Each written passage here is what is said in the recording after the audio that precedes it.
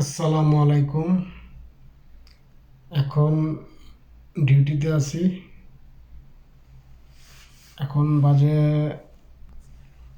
12টা।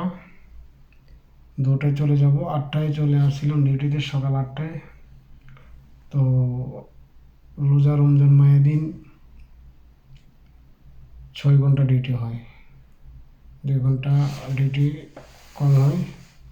তো সবাই কেমন আছেন? এই যে স্টোরে বসে আছি কাজ করে। এখন আর কাজ নেই, এখন বসে আছি। এখন থেকে বসে থাকবো 2টা পর্যন্ত, তারপরে 2টায় চলে যাব রুমে। তো সবাই কেমন আছেন? সবাইকে রোজা মোবারক। সবাই রোজা রাখবেন। আসসালামু আলাইকুম।